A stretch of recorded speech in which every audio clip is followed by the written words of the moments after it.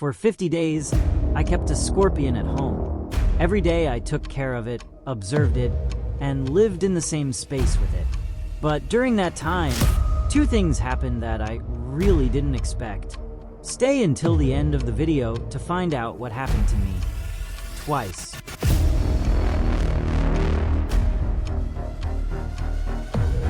But he didn't look like that. I got these pictures at a pet separation. I didn't buy this creature from a store. I caught the scorpion in the wild, completely by chance, in an area where I didn't expect to find one. At first, I only wanted to photograph it and release it, but I decided to take it home for a short time to observe it more closely. I prepared a proper terrarium, hiding spots, substrate, and conditions that closely matched its natural habitat. My goal wasn't to experiment or take risks, but to understand how such a creature actually lives when we observe it up close, day after day. During those 50 days, I learned a lot about its behavior, feeding habits, and how careful you really need to be. But despite all the precautions, something happened to me twice that clearly showed why a scorpion should never be underestimated. The first time it happened while I was observing the scorpion under a microscope. It was completely still.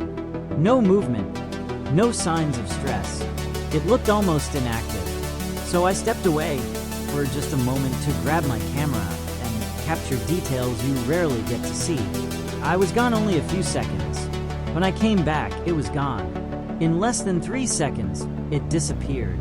At first, I thought it might be hiding somewhere on the table, but then I realized it could have crawled into the microscope itself. I ended up disassembling the entire microscope, piece by piece, just to make sure it wasn't trapped inside. Only after that did I start searching the room.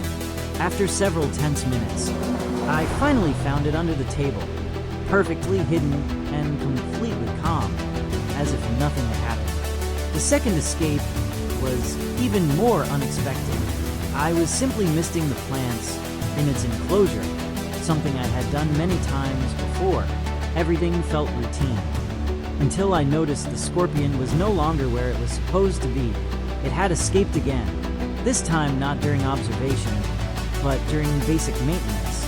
That was the moment I truly understood how fast, silent, and efficient such a creature can be, and how little it takes for a mistake to happen. Despite its 2 escapes and the tense moments, I was incredibly fascinated by this creature. Every day I observed it, I learned about its behavior, precision, and skill. I realized how careful you have to be when approaching such a predator, and at the same time, I felt awe for its perfect adaptation to nature. After 50 days of observation, I decided to release it back into the wild, where I had originally found it.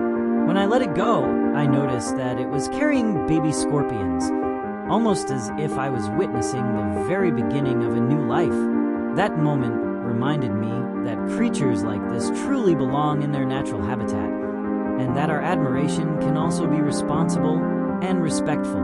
Although I had it only for a short time, this memory will stay with me for a long time, not only because of the tension and adrenaline, but because of the respect I developed for these incredible creatures. And for that reason, I will appreciate every encounter with nature even more, even if it's with a small but extraordinary creature. If you're curious to see more, check out my other videos where I spend 100 days caring for different animals. And if you want to learn more about scorpions, don't miss the next video, where I'll observe a scorpion in detail under a microscope.